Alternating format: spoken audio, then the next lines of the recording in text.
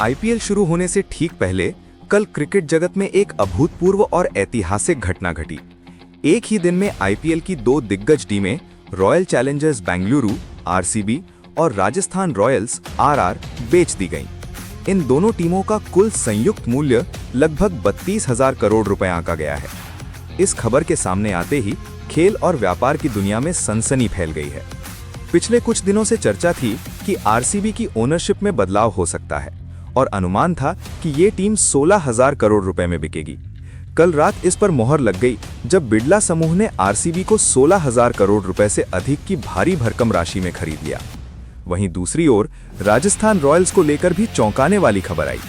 अमेरिकी व्यवसायी कार्ल सोमनी की कंपनी के कंसोर्शियम ने लगभग 15,000 करोड़ रुपए यानी लगभग 163 करोड़ डॉलर में राजस्थान रॉयल्स का अधिग्रहण कर लिया है। इन दोनों सौदों की कुल राशि 32,000 करोड़ रुपए तक पहुंच गई है, जो वैश्विक बाजार में आईपीएल के बढ़ते दबदबे और ब्रांड वैल्यू का जीवंत प्रमाण है। भारतीय क्रिकेट टीम के पूर्व कप्तान और दिग्गज खिलाड़ी सौरव गांगुली इस खबर को सुनकर दंग रह गए। उन्होंने इस ऐतिहासिक सौदे की तुलना दुनिया की सबसे बड़ी football league English premier league से की है। गांगुली, जिन्होंने 2008 में आईपीएल की इतिहास की पहली गेंद खेली थी, ने कहा, मैंने आईपीएल की पहली गेंद खेली थी और वहां से आज आईपीएल जिस मुकाम पर पहुंचा है वो अकल्पनीय है। साल के 12 महीनों में से केवल 2.5 महीने ये प्रतियोगिता होती है, फिर भी इसका आर्थिक प्रभाव इतना गहरा है।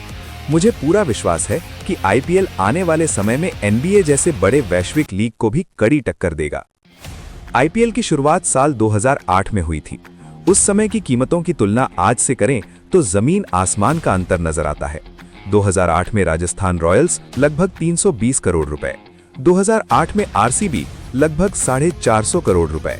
आज का मूल्य दोनों टीमें 15,000 से 16,000 करोड़ रुपए के पार।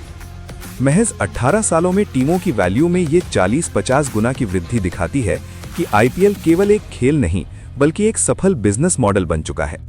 इस पूरे सौदे में सबसे भावनात्मक पहलू दिवंगत ऑस्ट्रेलियाई दिग्गज शेन वॉर्न से जुड़ा है।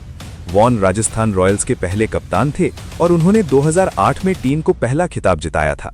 उस समय उन्होंने अनुबंध में एक विशेष शर्त रखी थी कि वे जितने साल टीम के साथ रहेंगे उन्हें टीम की 0.75% इक्विटी यानी हिस्सेदारी मिलेगी।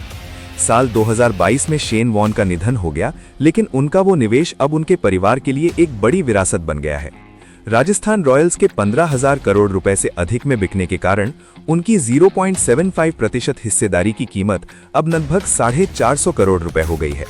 ये राशि अब शेन वॉर्न के परिवार को मिलेगी, जो खेल जगत में किसी खिलाड़ी की दूरदर्शिता का एक अनूठा उदाहरण है। आईपीएल के इस मेगा ट्रांजैक्शन ने ये स्पष्ट कर दिया है कि भारतीय क्रिकेट का यह त्योहार अब एक वैश्विक आर्थिक शक्ति बन चुका है।